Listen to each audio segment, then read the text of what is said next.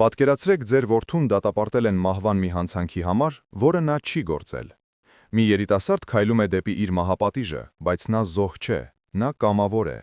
Նրա զոհաբերության իրական պատճառը մի գաղտնիք է, որն ավելի սարսափելի է, քան մահվան դատավճիռը, եւ որի բացահայտումը կարող է մորը կործանել ավելի դաժանորեն, քան որդու կորուստը։ Սա պարզապես անարդարության պատմություն չէ, այլ մի ընտրության, որը հակասում է գոյատևման բոլոր բնազդներին։ Այս պատմության մեջ մենք կհետևենք մոր հուսահատ պայքարին ճշմարտության համար, որտեղ յուրաքանչյուր դուռ փակվում է նրա առաջ, բայց ամենակարևորը մենք կբացահայտենք այն միակ խոստովանությունը, որը կարող է փրկել անմեղին։ Այդ գաղտնիքը պահում է տանջվող մի քահանա, եւ այն իրար է կապում ընտանեկան պատիվը, անասելի դավաճանությունը եւ մի զոհաբերություն, որի իրական գինը ոչ ոք չի պատկերացնում։ Ժամանակը սպառվում է, եւ ամեն վայրկյանը անմեղ մարդուն մոտեցնում է անխուսափելիին։ Արդյոք ճշմարտությունը կհասցնի լույս տեսնել։ Սեղմեք բաժանորդագրվել հիմա եւ գրեք ձեր քաղաքը մեկնաբանություններում, տեսնենք թե քանիսն ենք մենք։ Անահիտը նայում էր բանտի դարպասներին, որոնք դանդաղ բացվում էին, արձակելով ճռինչ, որը կարծես կտրում էր նրա լսողությունը։ Այդ ձայնի մեջ կար վերջնականության անխուսափելիությունը, դահիճի քայլերի արձագանքը։ Քահանայի խոստովանությունը եւ Գևորգի հուսահատ ճիչը դեռ օդում էին կախված, բայց արդյոք դրանք բավական էին կանգնեցնելու մահվան մեքենան, որն արդեն գործի էր դրվել։ Լրագրողները շրջապատել էին Գևորգին, բայց Անահիտի համար գոյություն ուներ միայն այդ բացվող դարպասը։ Հենց այդ պահին դարպասից դուրս վազեց բանտի սպաներից մեկը, դեմքին խառնաշփոթ արտահայտություն։ Նա ինչ-որ բան գոչեց դեպի պետին, ով կանգնած էր մուտքի մոտ։ Բառերը չէին լսվում, բայց նրա ժեստերից պարզ էր, ինչ-որ անսպասելի բան է տեղի ունեցել։ Մի քանի վայրկյան տևած լռությունից հետո բանտի պետը բարձր հրաման տվեց, եւ դարպասները կանգ առան։ Ինչ էր կատարվել այնտեղ, պատերի հետևում։ Արդյոք ճշմարտությունը հասցրել էր ներս սողոսկել։ Անահիտը շունչը պահած սպասում էր։ Նա տեսավ, թե ինչպես բանտի պետը մոտեցավ դատախազության ներկայացուցիչին, ով շփոթված կանգնած էր ամբոխի եզրին։ Նրանց կարճ լարված խոսակցությունից հետո դատախազը հեռախոսով ինչ-որտեղ զանգահարեց։ Յուրաքանչյուր վայրկյանը ձգվում էր դարի պես։ Եվ հետո տեղի ունեցավ անհավատալին։ Դատախազը մոտեցավ Անահիտին։ Նրա դեմքը խիստ էր, բայց աչքերում այլևս չկար այն սառը անտարբերությունը։ Դատավճռի ի կատարածումը հետաձգվում է, ասաց նա չոր ձայնով։ Գործի վերաբերյալ նոր հանգամանքներ են ի հայտ եկել։ Այս բառերը լսելուն պես Անահիտի ոտքերը թուլացան։ Նա հազիվ հասցրեց հենվել Տեր Հովհաննեսին, ով անմիջապես նրա կողքին էր։ Նա փրկված էր, նրա որդին փրկված էր, բայց սա դեռ վերջը չէր, սա ընդամենը սկիզբն էր մի նոր, ավելի բարդ պայքարի։ Գլուխ 9. Քավություն ներքին, քննչական բաժին ցերեկ։ Մի փոքր տոց սենյակում սեղանի շուրջ նստած են Անահիտը, Գևորգը, Տեր Հովհաննեսը եւ քննիչը։ Գևորգը արդեն տվել է իր պաշտոնական ցուցմունքը։ Նա մանրամասն պատմել է ամեն ինչ, սկսած իր հոր հանդեպ կուտակված ատելությունից մինչև սպանության սարսափելի պահը եւ Արամի հետագա որոշումը։ Քննիչ. Ձեր որդին կազատվի մոտակա ժամերին, բոլոր մեղադրանքները նրանից հանված են։ Անահիտը փակում է աչքերը, անձայն շնորհակալություն հայտնելով Աստծուն։ Տարվա տառապանքն ավարտվել էր։ Նա նայում է Գևորգին։ Նրա եղբորորդին նստած է գլխիկոր, ձեռնաշղթաներով։ Նա այլևս չի լալիս։ Նրա դեմքին տարօրինակ հանգստություն է։ Կարծես ճշմարտության բեռը թափելուց հետո նա վերջապես գտել է իր խաղաղությունը, թեև բանտի ճաղերի հետևում։ Գևորգ. Առանց գլուխը բարձրացնելու, դիմելով Անահիտին. Մորաքույր, գիտեմ, որ ոչ մի ներում արժանի չեմ, բայց ուզում եմ, որ իմանաք, ես ամեն օր ապրել եմ այս դժոխքի մեջ, ես կվճարեմ իմ արածի համար։ Անահիտը ոտքի է կանգնում, մոտենում նրան եւ ձեռքը դնում նրա ուսին։ Անահիտ. Արամը քեզ ներեց այն պահին, երբ որոշեց քո փոխարեն գնալ մահվան։ Իսկ եթե նա ներել է, ես ով եմ, որ չներեմ։ Դու քո քավությունն ես անցնելու, իսկ մենք կսպասենք քեզ։ Գևորգը բարձրացնում է իր արցունքոտ աչքերը եւ անհավատ հայացքով նայում մորաքրոջը։ Նա սպասում էր ատելության, մեղադրանքի, անեծքի, բայց ոչ ներման։ Այս ներումը նրա համար ավելի ծանր պատիժ էր, քան ցանկացած դատավճիռ։ Բայց միևնույն ժամանակ հոգու փրկության միակ ճանապարհը։ Արտաքին, բանտի դարպասների մոտ, երեկո, արևը մայր է մտնում։ Անահիտը կանգնած է նույն դարպասների մոտ, որոնց առջև առավոտյան պատրաստ էր մահանալ հուսահատությունից։ Հիմա նա սպասում է։ Դարպասները բացվում են եւ դուրս է գալիս Արամը։ Նա նիհարել է, գունատվել, Մազերին առաջին ճերմակներն են հայտնվել, բայց նրա աչքերը նույնն են, բարի և սիրով լի։ Նա տեսնում է մորը, նրանք ոչինչ չեն ասում, պարզապես վազում են միմյանց ընդառաջ և գրկախառնվում։ Այս գրկախառնության մեջ է ամփոփված ամբողջ աշխարհի ցավը, տառապանքը, զոհաբերությունը և անսահման սերը։ Արամ, շշուկով. «Ների՛ր ինձ, մամ»։ Անահիտ, նույնպես շշուկով. «Դու ինձ սովորեցրի, թե ինչ է իրական սերը, բալես։ Ես եմ քեզանից ներողություն խնդրում, որ մի պահ կասկածեցի»։ Նրանք կանգնած են գրկախառնված, երկու հոգի, որոնք անցել են դժոխքի միջով և վերադարձել։ Նրանց սպասում է նոր կյանք, որը պետք է կառուցել զրոյից, ցավի, կորստի, բայց նաև ներման և անսասան հավատի հիմքերի վրա։ Գլուխ 10. Սրտի սպիերը։ Արտաքին, գյուղի գերեզմանատուն, 1 տարի անց, ամառ, արևոտ օր է։ Անահիտը և Արամը կանգնած են երկու շիրիմների առջև։ Մեկը Անահիտի ամուսնունն է, մյուսը Տեր Հովհաննեսինը։ Ծեր քահանան մահացել էր մի քանի ամիս առաջ, հանգիստ, խաղաղ, կարծես իր վերջին առաքելությունը կատարած լինելու զգացումով։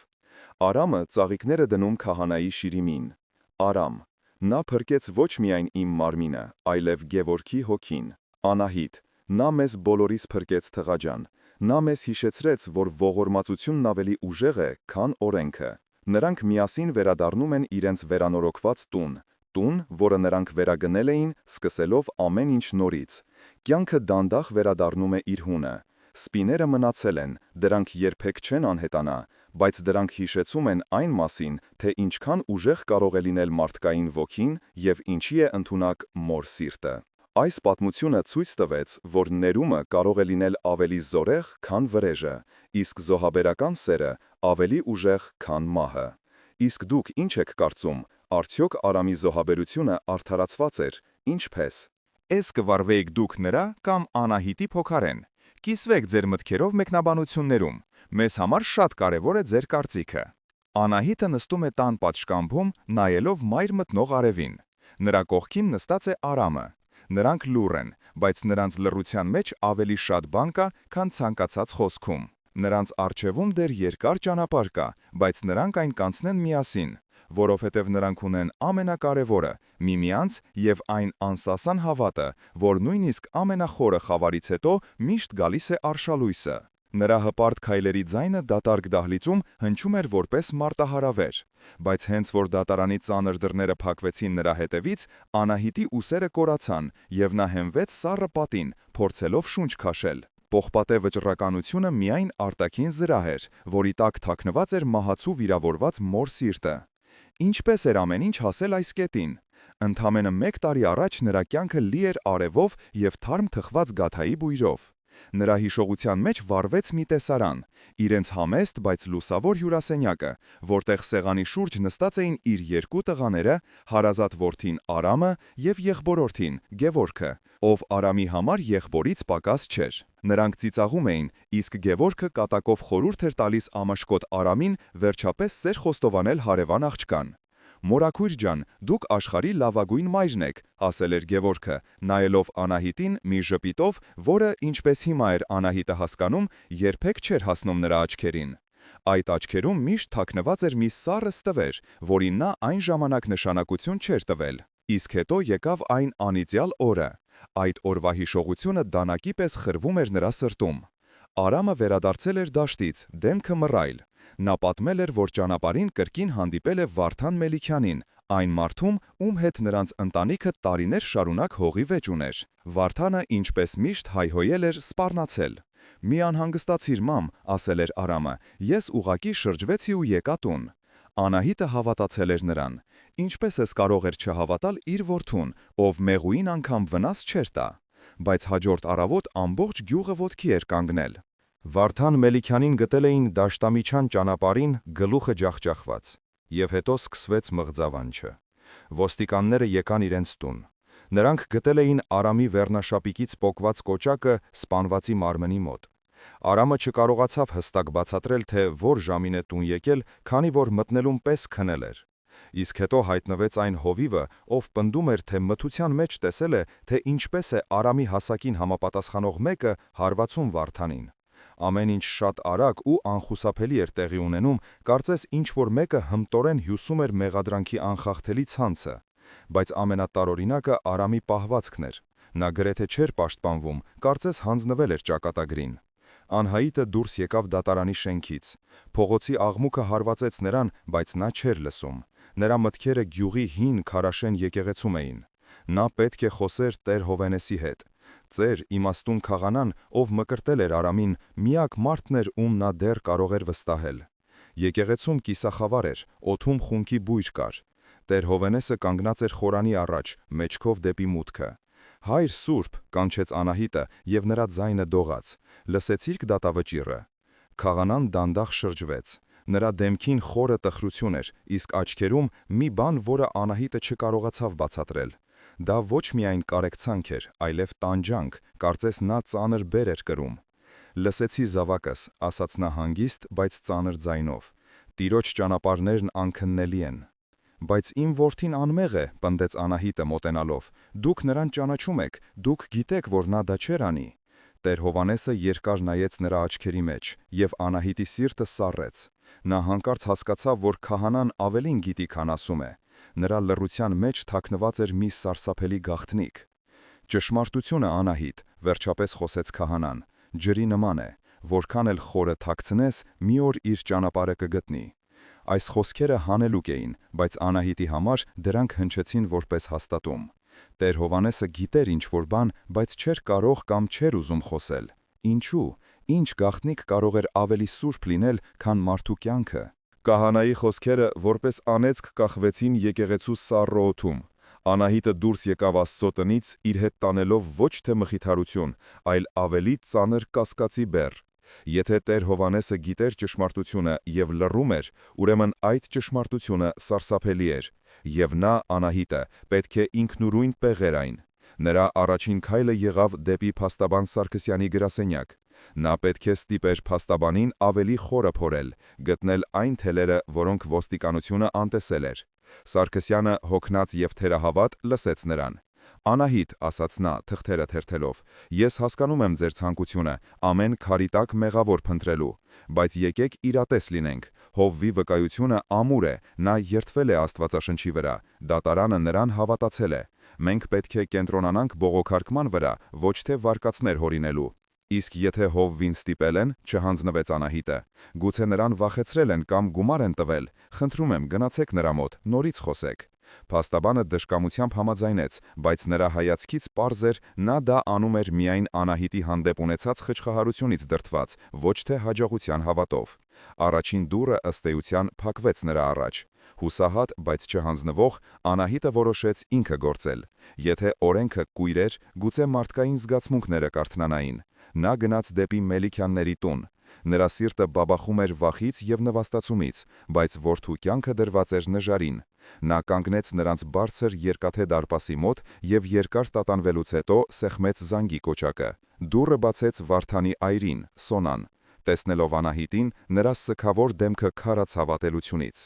«Ինչ ես ուզում էստեղ», թքեց նա բառերը, «եկել ես հիանալու քո մարդասպան որդու արածով»։ «Խնդրում եմ, Սոնա», աղաչեց Անահիտը, «ես եկել եմ ոչ թե վիճելու, ես եկել եմ հասկանալու։ Գուցե Վարդանը վերջին ժամանակներս թշնամիներ ուներ, գուցե ինչ-որ մեկին պարտք էր, ցանկացած մանրուք կարող է օգնել»։ Սոնան դառը ծիծաղեց։ «Նրա միակ թշնամին քո գող ընտանիքն էր, իսկ իսկական մարդասպանը քո որդին է, հեռացիր էստեղից, մինչև չեմ թունավորել քեզ իմ խոսքերով»։ Դարպասը շխկաց նրա դեմքի առաջ, թողնելով նրան մենակ փողոցում, սառը մերժման և անզորության զգացումով։ Երկրորդ դուռը նույնպես փակ էր, այս անգամ անդառնալիորեն։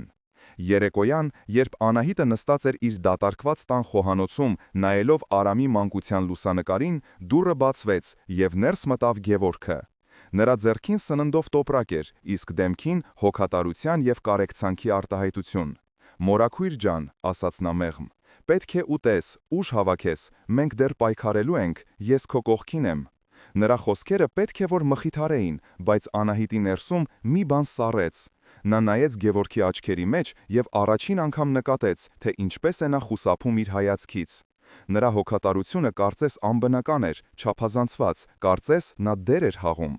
Ոչ ոք ինձ չի հավատում, Գևորգ, ասաց Անահիտը, փորձելով քշել իրենից այդ տհաճ զգացումը։ Բոլոր դռները փակ են իմ առաջ։ Մի հուսահատվիր, ասաց Գևորգը, գրկելով նրան։ Մենք ընտանիք ենք, մենք միասին կհաղթահարենք։ Այդ գրքախառնության մեջ Անահիտը զգաց Գևորգի մարմնի թեթև դողը։ Արդյոք դա կարեկցանքից էր, թե վախից։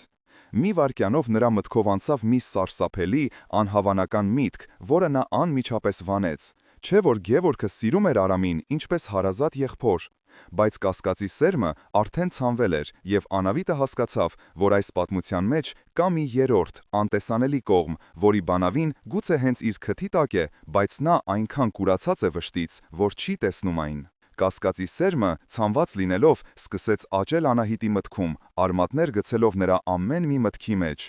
Գևորգի հոգատարությունը այլևս չէր թվում անկեղծ, այլ կեղծիքի դրսևորում, որի նպատակը նա չէր կարողանում հասկանալ։ Մի քանի օր անց զանգահարեց փաստաբան Սարգսյանը։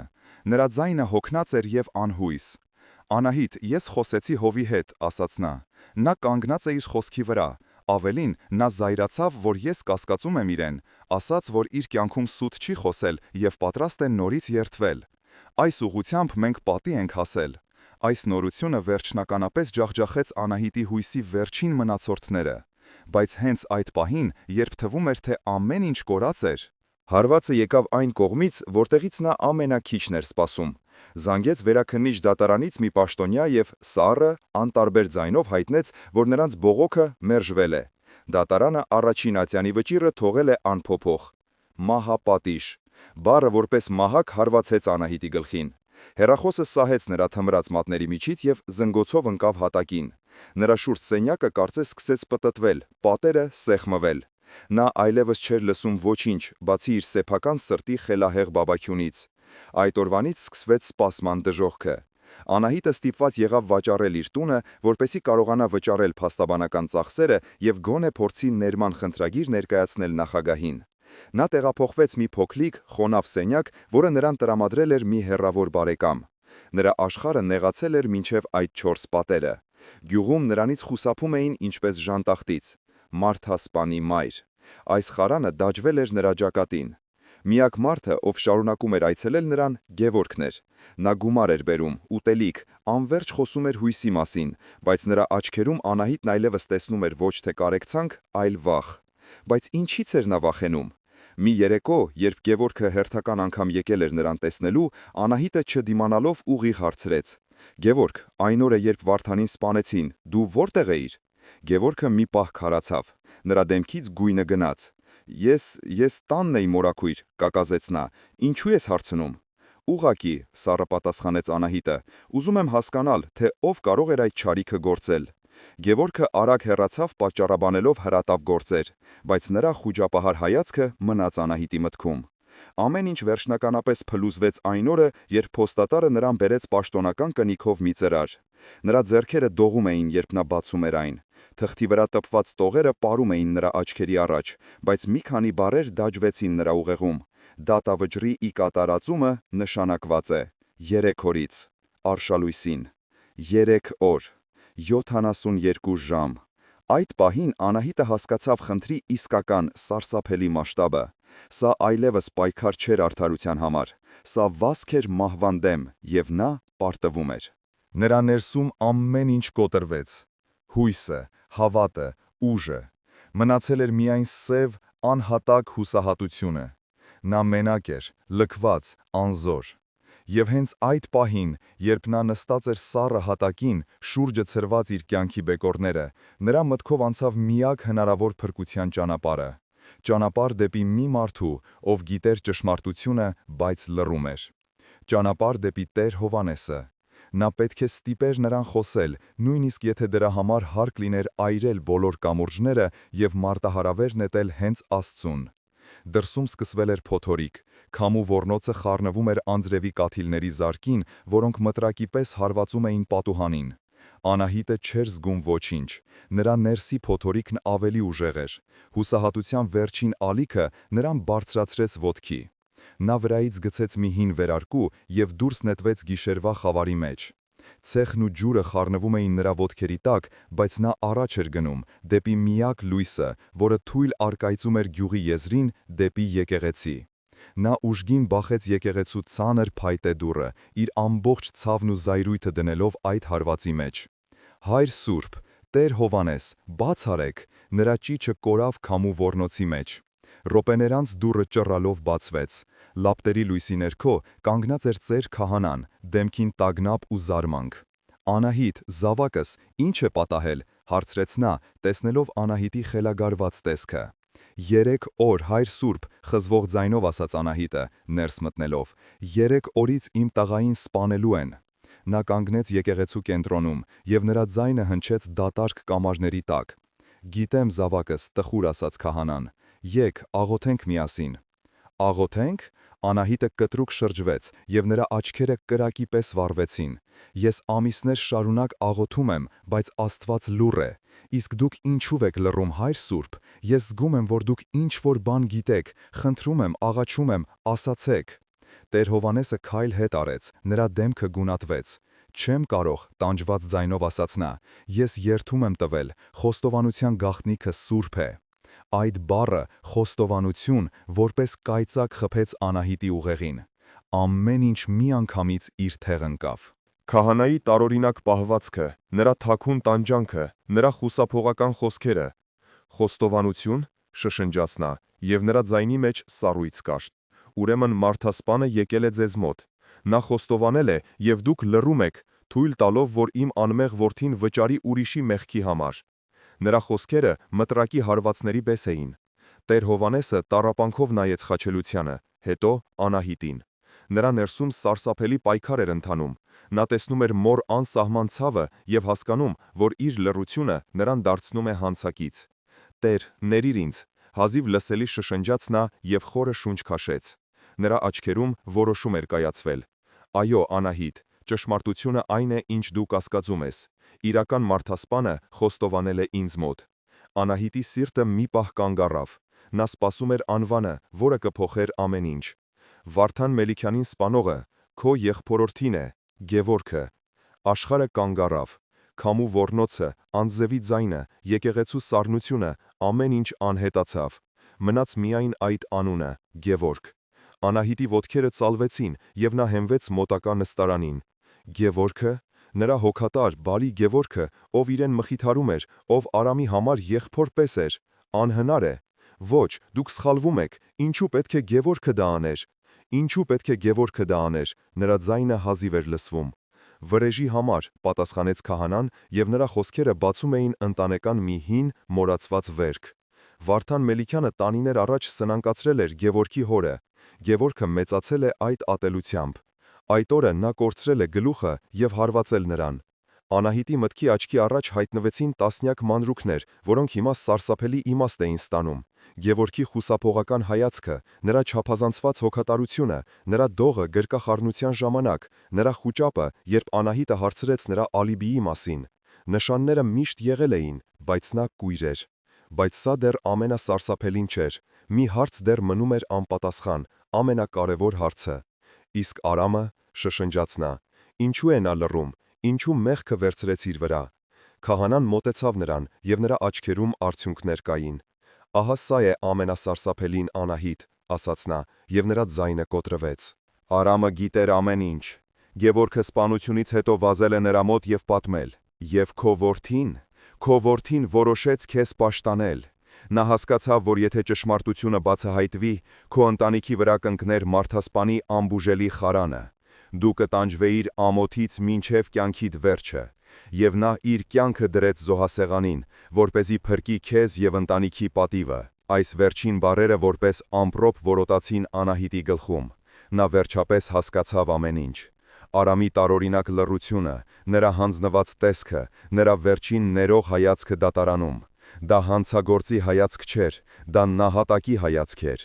Նրա որդին գնում էր մահվան ոչ թե իր մեղքի, այլ իր սիրո պատճառով։ Անահիտի ներսից մի ճիչ պոկվեց։ Դա ոչ թե ցավի կամ վշտի ճիչ էր, դա մի մոր ճիչն էր, ով հենց նոր հասկացավ իր զավակի զոհաբերության աներևակայելի չափը և իր սեփական կուրության անդունդը։ Աշխարհը, որը նա գիտեր, այլևս գոյություն չուներ, այն փլուզվել էր, թողնելով նրան մենակ ճշմարտության ճետը միի վրա, մի ճշմարտության, որն ավելի դաժան էր, քան ցանկացած սուտ։ Անահիտի ճիչը դանդաղ մարեց, վերածվելով խուլ հեկեկոցի։ Նա նստած էր եկեղեցու սառը հատակին, մարմինը ցնցվում էր, բայց նրա ուղեղը սկսել էր աշխատել սառը անգութ պարզությամբ։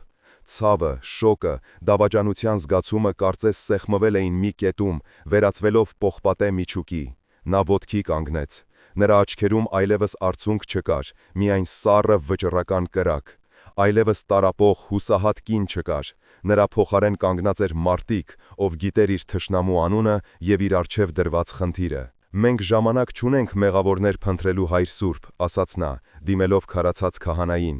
«Մնացել է 2 օր։ 2 օր իմ որդուն մահից փրկելու համար։ Դուք պետք է գաք ինձ հետ»։ «Ո՞ւր», հազիվ լսելի հարցրեց Տեր Հովհաննեսը։ «Գևորգի մոտ», պատասխանեց Անահիտը, եւ նրա ձայնի մեջ մետաղ կար։ «Նա պետք է խոստովանի»։ Նրանք դուրս եկան փոթորկոտ գիշերվա մեջ։ Այժմ նրանք դաշնակիցներ էին, միավորված մեկ նպատակով, մեկը խախտելով իր երդումը, մյուսը խախտելով իր սրտի կապերը։ Գևորգի տան դուռը թակեցին այն պահին, երբ նա նստած էր իր սենյակում, տանջվելով խղճի խայթից։ Նա չէր քնում գիշերներով, Եվ Արամի դատավճիռը նրա համար նույնպես մահապատիժ էր, միայն թե դանդաղ ու տանջալից։ Դուռը բացելով նա քարացավ։ Շեմին կանգնած էին թրջված, սարսափելի հանգիստ Անահիտը եւ նրա հետևում Տեր Հովհաննեսը։ Նրանց տեսքը ավելի վատ էր, քան ցանկացած մղզավանջ։ «Մորաքույր, Հայր Սուրբ», կակազեց նա։ Անահիտը առանց հրավերի սպասելու անցավ նրա կողքով։ «Մենք ամեն ինչ գիտենք, Գևորգ», ասաց նա հանգիստ։ Այս 3 բառը բավական էր, որպեսզի Գևորգի ոտքերի տակից հողը փախչի։ Նրա ինքնավստահ դիմակը միանգամից ընկավ։ «Դու սպանել ես Վարդան Մելիքյանին», շարունակեց Անահիտը նույն սառը ձայնով, «իսկ իմ որդին քո փոխարեն գնում է մահվան»։ Գևորգի դեմքը աղավաղվեց վախից։ Նա նայեց քահանային, ով գլխով արեց հաստատելով Անահիտի խոսքերը։ Այդ պահին Գևորգի ներսում ինչ-որ բան կոտրվեց, եւ նա ընկավ ծնկների առաջ հեկեկալով։ «Ներեցեք ինձ, մորաքույր, ների՛ր, ես չէի ուզում, ես կորցրի ինձ»։ «Իսկ Արամի մասին մտածեցի՞ր, երբ ամեն օր գալիս էիր իմ տուն, գրկում էիր ինձ ու մխիթարում», հարցրեց Անահիտը, եւ նրա ձայնի մեջ առաջին անգամ զայրույթի նոտաներ հնչեցին։ Գևորգը չկարողացավ պատասխանել։ «Հիմա պետք է հագնվես», հրամայեց Անահիտը։ «Մենք գնում ենք ոստիկանություն, դու կպատմես ամեն ինչ»։ Գևորգը սարսափով բարձրացրեց գլուխը։ Նրա հեկեկոցները դադարեցին, դրանց փոխարինեց կենդանական վախը։ «Ոստիկանություն, ոչ, չեմ կարող, ինձ կդատապարտեն, իմ կյանքը կավարտվի։ Խնդրում եմ, մորաքույր, մի արեք դա, ես կփախչեմ, կգնամ երկրից, բայց ոստիկանություն չեմ գնա»։ Անահիտը նայում էր իր եղբորորդու խղճուկ, վախկոտ տեսքին եւ սառը սարսափով հասկացավ մի բան.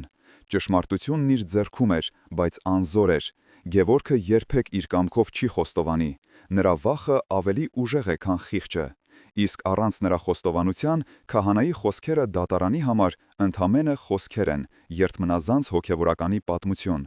Նրանք ունեն ճշմարտությունը, բայց չունեն ապացույց։ Իսկ ժամանակը անխնա սպառվում է։ Նրանք հայտնվել էին փակուղում, բայց Անահիտն այլևս այն կինը չէր, ով կհանձնվեր փակուղու առաջ։ Եթե Գևորգը չի խոսի իր կամքով, ուրեմն պետք է ստեղծել մի իրավիճակ, որտեղ նա այլևս ընտրություն չի ունենա։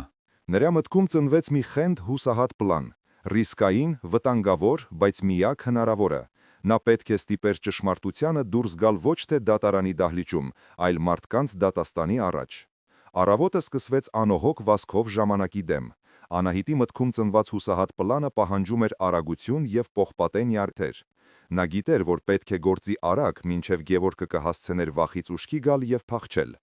Առաջին հերթին նա գնաց փաստաբան Սարգսյանի մոտ։ Այս անգամ նրա ձայնի մեջ խնդրանք չկար, միայն պահանջ։ «Պարոն Սարգսյան, ես գիտեմ, որ դուք ինձ չեք հավատում, բայց ես ձեզանից միայն մի բան եմ խնդրում։ Անմիջապես դիմում գրեք դատախազին դատավճռի կատարումը հետաձգելու մասին, նոր ի հայտ եկած հանգամանքների պատճառով»։ «Ինչ հանգամանքներ», հարցրեց փաստաբանը հոգնած։ «Մենք ոչինչ չունենք»։ «Գրեք, որ կա վկա, ով պատրաստ է տալ ցուցմունք, որը ամբողջությամբ փոխում է գործի ընթացքը», պնդեց Անահիտը։ «Մեզ պետք է ընդամենը մի քանի ժամ շահել»։ Փաստաբանը, տեսնելով կնոջ աննկուն վճռականությունը, հանձնվեց։ Նա հասկանում էր, որ սա ընդամենը թղթի կտոր է, որը ամենայն հավանականությամբ կմերժվի, բայց համաձայնեց։ Առաջին փոքրիկ հաղթանակը տարված էր, բայց ամենադժվարը դեռ առջևում էր։ Հաջորդ քայլը բանտ այցելությունն էր։ Անահիտին վերջապես թույլ տվեցին տեսակցել որդուն։ Վերջին անգամ։ Նրանց բաժանում էր հաստ ապակին։ Արամը նստած էր մյուս կողմում, հանգիստ և լուսավորված, կարծես արդեն հաշտվել էր իր ճակատագրի հետ։ «Մամ, ինչու ես եկել», հարցրեց նա հեռախոսի միջոցով։ «Ես խնդրել էի, որ չգաս»։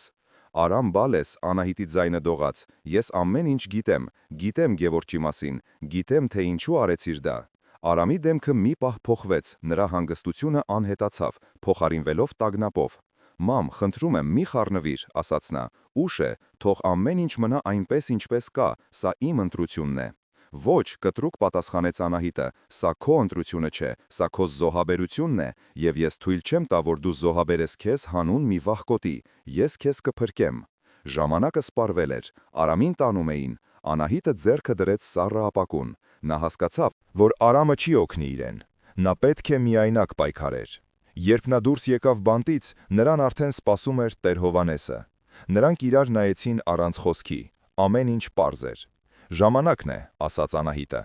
Նրանց պլանի վերջին և ամենավճռորոշ մասը սկսվում էր։ Տեր Հովհաննեսը գնաց դեպի գյուղի հրապարակ։ Նա զանգահարեց եկեղեցու զանգերը, ոչ թե աղոթքի, այլ տագնապի կոչով։ Մարդիկ զարմացած սկսեցին դուրս գալ իրենց տներից։ Միևնույն ժամանակ Անահիտը գնաց Գևորգի տուն։ Նա դուռը բացեց, տեսնելով մորաքրոջը, փորձեց փակել այն, բայց Անահիտը ոտքը դրեց շեմին։ «Դու ոչ միտեղ չես գնա», ասաց նա սառը, «դու գալիս ես ինձ հետ»։ «Ես ոչ միտեղ չեմ գա», փորձեց դիմադրել Գևորգը։ «Կգաս», պատասխանեց Անահիտը, և նրա ձայնի մեջ հնչեց աննկուն ուժ։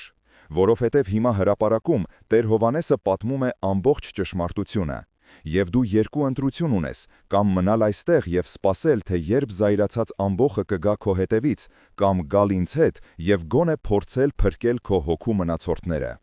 Գևորգը սարսափով նայեց նրան։ Նա հասկացավ, որ թաքարդի մեջ է, նրա փախուստի բոլոր ճանապարհները փակված էին։ Պատրաստվում էր վերջին, ամենասարսափելի դատաստանը, ժողովրդի դատաստանը բանտի դարպասների մոտ, արշալույսին։ Արշալույսի սառը մոխրագույն լույսը սփռվեց բանտի բարձր մռայլ պատերի վրա։ Դարպասների մոտ հավաքվել էր մի բազմություն, լրագրողներ, հետաքրքրասերներ և նրանք, ովքեր եկել էին չարախնդալու։ Անահիտը կանգնած էր մի կողմում, Գևորգի թևից բռնած։ Նրա զարմիկը դողում էր կամ ցրտից, կամ վախից։ Անահիտի հայացքը գանված էր դարպասներին, որոնց հետևում իր որդու ճակատագիրն էր վճռվում։ Տեր Հովհաննեսը դուրս եկավ բազմության առաջ։ Նրա դեմքը խիստ էր, բայց աչքերը պարզ։ «Ես եկել եմ այստեղ ոչ թե աղոթելու, այլ խոստովանելու», հնչեց նրա բարձր հստակ ձայնը։ «Ես եկել եմ խոստովանելու իմ մեղքը, լռության մեղքը»։ Ամբոխը լռեց։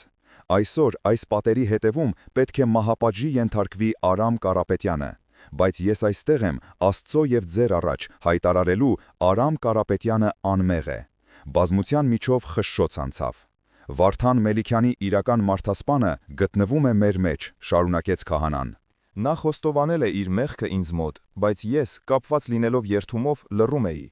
Իսկ Արամ Կարապետյանը իր վրա վերցրեց ուրիշի մեղքը, որպեսզի փրկի իր մորը և իր ընտանիքի պատիվը։ Նա գնաց մահվան հանուն սիրո»։ Քահանայի հայացքը կանգ առավ Գևորգի վրա։ «Գևորգ, Աստված ողորմած է, դեռ ուշ չէ քո հոգին փրկելու համար, ասա ճշմարտությունը»։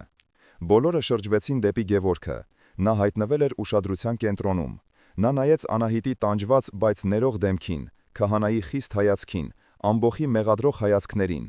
Նրա ներսում ինչ-որ բան կոտրվեց։ Տարիների վախը, սուտը, խղճի խայթը պայթեցին։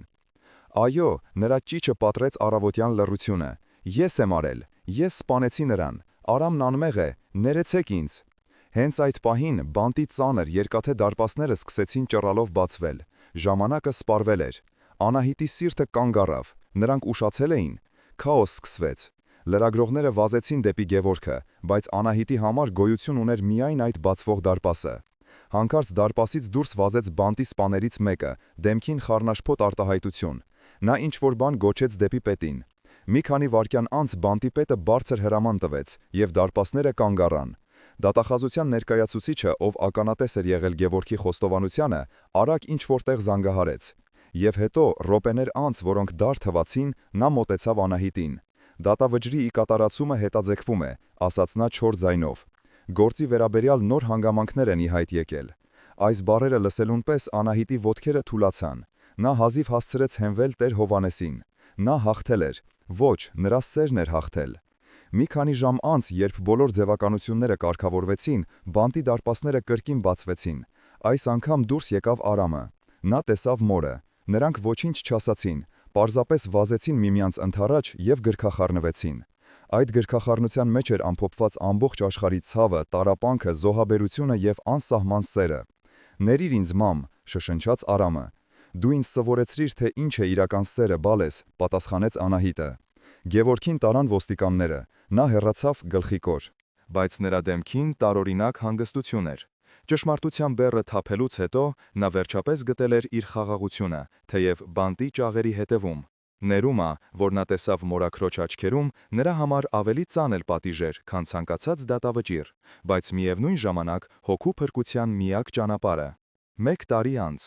արևոտ օր է։ Անահիտը և Արամը կանգնած են երկու շիրիմների առջև, Անահիտի ամուսնու և Տեր Հովհաննեսի։ Ծեր քահանան մահացել էր մի քանի ամիս առաջ, հանգիստ, խաղաղ, կարծես իր վերջին առաքելությունը կատարած լինելու զգացումով։ Նրանք վերադարձել էին իրենց տուն, որը վերագնել էին, սկսելով ամեն ինչ նորից։ Կյանքը դանդաղ վերադառնում էր իր հունը։ Սպիները մնացել էին, դրանք երբեք չեն անհետանա, բայց դրանք այլևս ցավ չեն պատճառում։ Դրանք հիշեցում են այն մասին, թե ինչի է ընդունակ մոր սիրտը։ Այս պատմությունը ցույց տվեց, որ ներումը կարող է լինել ավելի զորեղ, քան վրեժը, իսկ զոհաբերական սերը ավելի ուժեղ, քան մահը։ Իսկ դուք ինչ եք կարծում, արդյոք Արամի զոհաբերությունը արդարացված էր։ Ինչպես կվարվեիք դուք նրա կամ Անահիտի փոխարեն։ Կիսվեք ձեր մտքերով մեկնաբանություններում։ Մեզ համար շատ կարևոր է ձեր կարծիքը։ Անահիտը նստում է տան պատշգամբում, նայելով մայր մտնող արևին։ Նրա կողքին նստած է Արամը։ Նրանց առջևում դեռ երկար ճանապարհ կա, բայց նրանք այն կանցնեն միասին, որովհետև նրանք ունեն ամենակարևորը՝ միմյանց և այն անսասան հավատը, որ նույնիսկ ամենախորը խավարից հետո միշտ գալիս է արշալույսը։